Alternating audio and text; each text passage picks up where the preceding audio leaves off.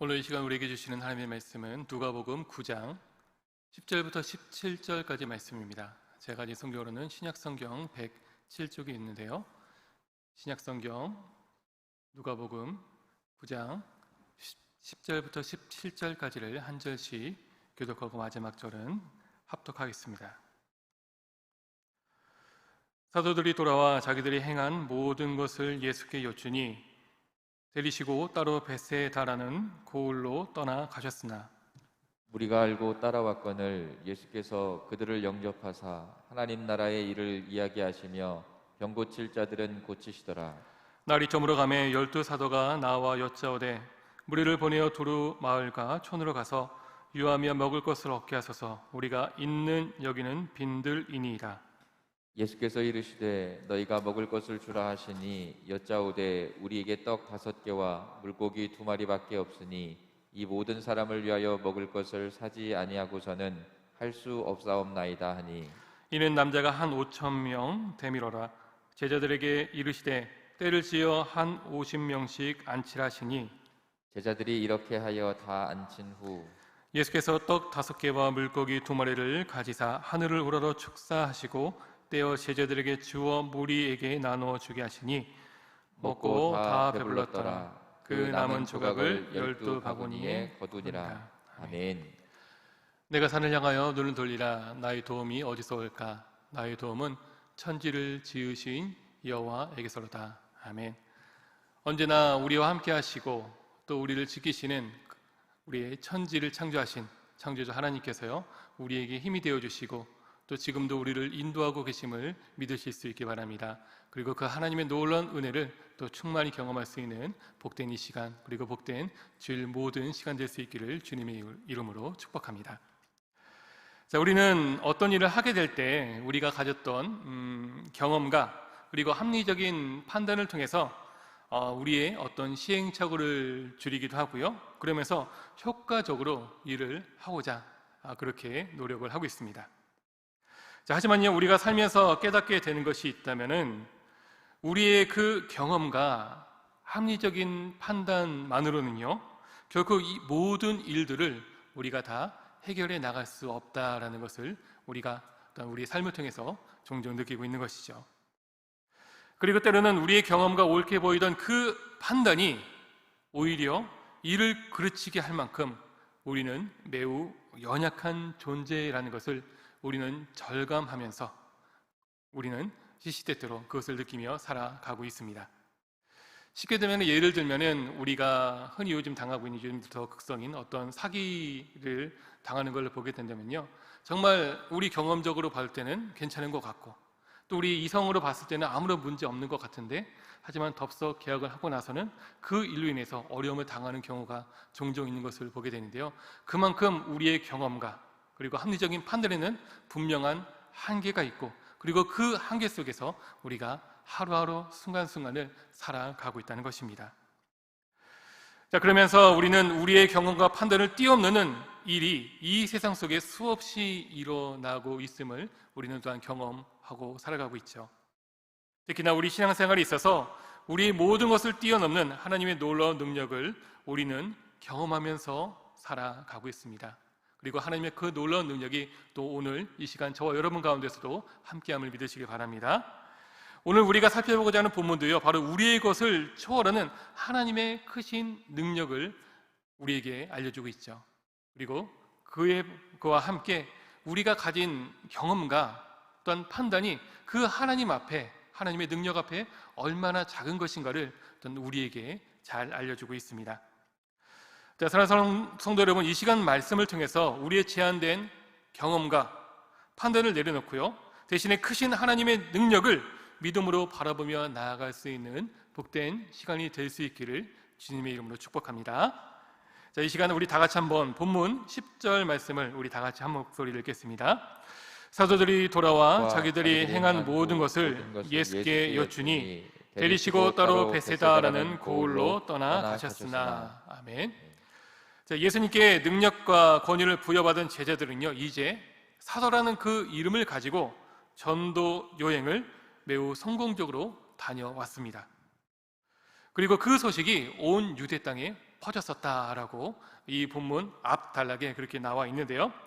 예수님은요, 돌아온 사도들은요, 그동안 자신들이 어떻게 사역을 했었는지 또한 자세히 알려드리고자 그런 마음을 품고 있었죠. 그만큼 자신들이 그 사역을 잘 해냈고 그로 인해서 복음이 널리 퍼졌으며 또한 하나님의 이름이 또한 높아져가는 그 일들을 본인들이 직접 경험했기 때문에 그 놀랍고 흥분한 일을 감출 수가 없어서 조금이라도 빨리, 한시라도 빨리 예수님께 그 모든 것을 처음부터 끝까지 소상하게 알려주고자 하는 그 마음들이 제자들 가운데 있었던 것입니다. 자, 그러자 예수님은요, 그동안 전도 여행과 사역으로 지쳐있는 또한 제자들을 쉬게 하시며 또 제자들의 보고를 받기 위해서, 즉 제자들은 휴식이 필요했고요, 또 그 가운데 예수님은요, 그들에게 가르칠 수 있는 조용한 시간이 필요했기 때문에 사람들에게 방해받지 않을 수 있는 조용한 장소인 이 베세다라는 곳으로 제자들과 함께 길을 떠나셨다고 본문이 얘기를 하고 있습니다. 자, 그러나 예수님과 제자들만의 그 시간은 결코 또한 주어지지 않았다라고 본문이 이야기를 하고 있는데요. 그것은 어떻게 알았는지, 사람들이 예수님과 제자들이 그곳에 있다라는 것을 알고 예수님을 만나기 위해서 사방팔방에서 바로 그곳으로, 이 베세다라는 곳으로 모여들었기 때문입니다. 자, 어떻게 보면 예수님과 제자들의 계획에 중대한 차질이 바로 몰려든 무리들로 인하여서 생기게 되는 바로 그런 모습이었다라고도 볼 수가 있는 모습이 바로 이 모습이죠.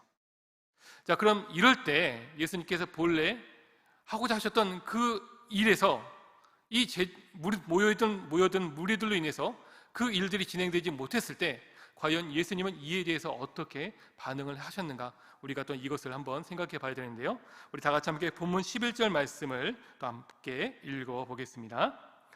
우리가 알고 따라왔거늘 예수께서 그들을 영접하사 하나님 나라의 일을 이야기하시며 병 고칠 자들은 고치시더라. 아멘. 아멘. 자, 비록 상황이 예수님께서 의도하신 대로 그렇게 흘러가지는 않았지만요, 하지만 예수님은 자신을 보기 위해서, 자신을 만나기 위해서 몰려든 그 무리들을 향해서 왜 내 계획과 다르게 이렇게 쉴 틈도 없이 몰려드냐 라고 하면서 짜증을 내시거나 화를 내지 않으시고요, 그리고 그들을 피해 도망가지 않으시고 오히려 그들을 영접해 주시면서 그 기회를 통해 무리들을 빈들로 이끄시고 그곳에서 하나님 나라를 이야기하시며 병든 사람을 고쳐주셨다라고 이야기를 하고 있습니다. 즉 누구든지 예수님을 만나고자 한다면 예수님은 그 상황이 어떻든 간에, 그 사람들이 어떻든 간에 모두 그들을 만나주시고 또 그들을 영접해 주시고 또 그들에게 또한 복음과 또 그들의 필요를 채워주시는 분이 바로 우리 구주, 우리 예수님 되심을 믿으실 수 있기를 바랍니다. 자, 그런데 우리 예수님은요, 갑작스럽게 모인 이 무리들을 어쩔 수 없이 그냥 피상적으로만 대하지 않으셨다라는 것을 알 수 있는데요. 본문을 보면은 예수님은 날이 저물 때까지 그들과 함께 하셨다라는 것을 말씀하고 있습니다. 이것은 예수님께서 모인 무리들을 온 힘을 다해 그 늦은 시간까지 돌보시고 계셨다라는 것을 우리에게 분명히 보여주고 있는 본문이죠. 사랑하는 여러분, 이렇게 우리 예수님은요, 어떤 상황에도요, 우리를 영접해 주시고 또 온 힘 다해 우리를 돌봐주시는 분이 바로 우리의 주님이심을 믿고 감사하면서 더욱더 우리 주님께로 한 걸음 나아갈 수 있는, 주님께로 더욱더 가까이 나아가기를 힘쓰며 나아갈 수 있는 저와 여러분들 될 수 있었으면 좋겠습니다. 자, 그런데요, 이때 문제가 생겼다라고 본문이 얘기를 하고 있는데, 그것은 하나님의 나라의 가르침과 병자들을 돌보시는 그런 예수님의 사역이 빈들에서 저녁 때까지 계속된 것이 그 문제를 일으키게 된 것입니다. 자, 예수님과 제자들 그리고 무리들이 함께 있는 이곳은요, 바로 빈들인데요, 이 빈들이라는 것은 황량한 불모지라는 그런 뜻을 가지고 있는데요, 그만큼 주변에는 마을도 없고요, 성도 없고 어떤 사람이 살고 있는 그런 흔적이 없는 버려진 곳과 같은 바로 그것이 오늘 본문 가운데 나와 있는 이 빈들이라는 것입니다. 자, 그러다 보니 몰려든 수많은 사람들은요, 이제 몰려오는 그들의 굶주림을 이제 피할 수가 없고 그곳에서는 결코 해결할 수 없는 것이 바로 이 빈들이었다는 것입니다.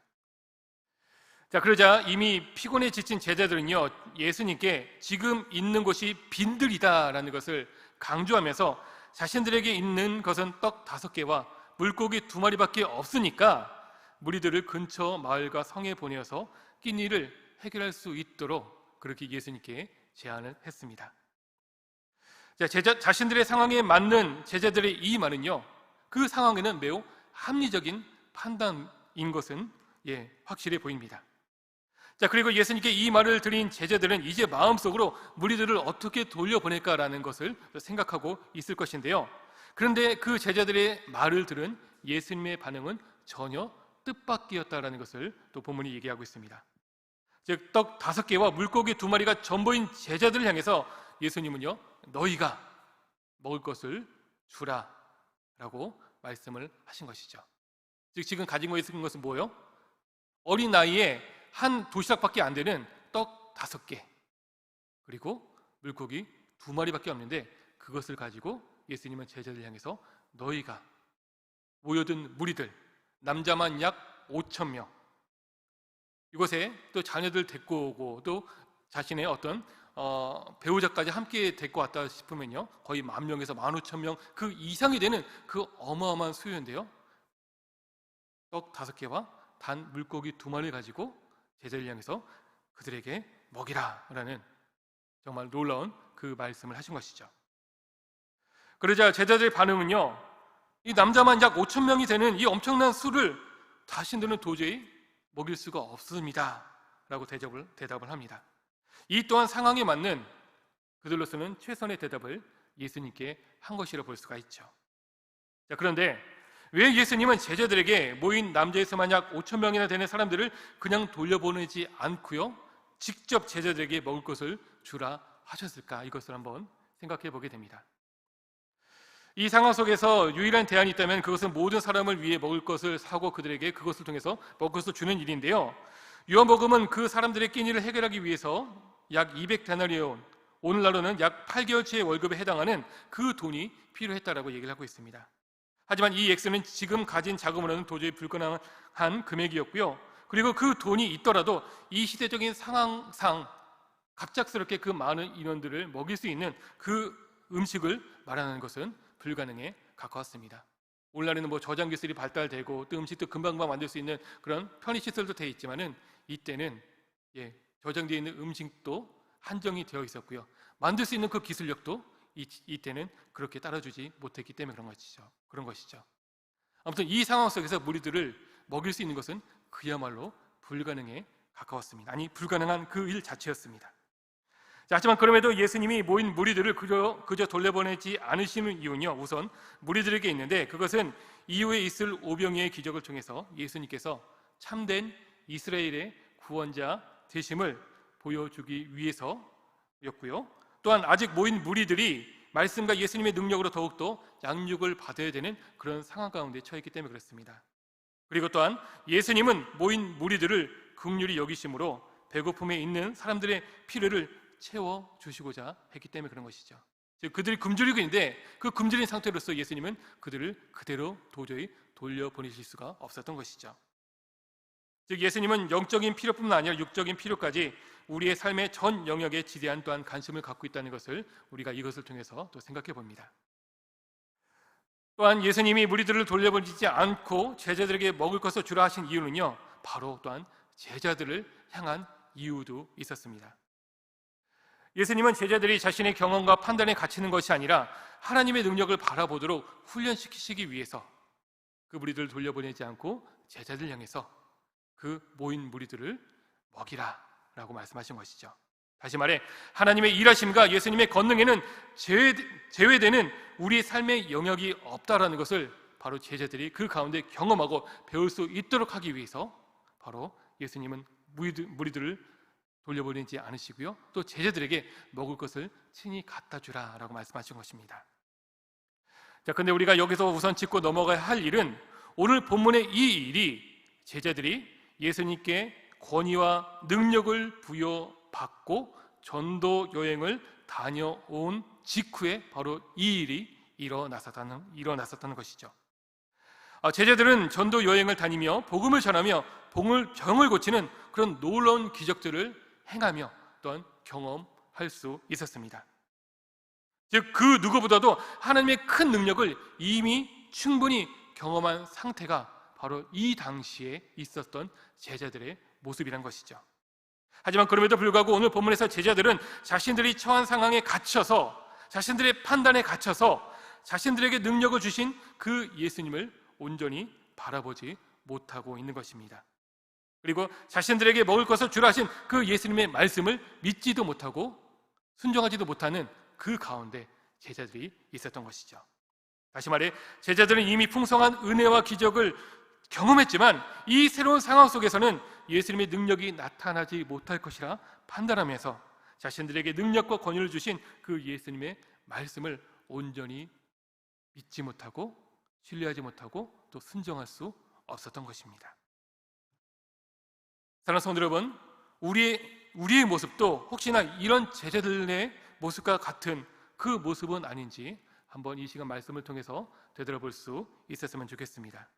그리고 우리가 분명히 알아야 될 사실이 있다면 우리 주님에게는요, 제한되는 상황과 조건이 결코 그 어느 것 하나도 없다라는 사실인 것이죠.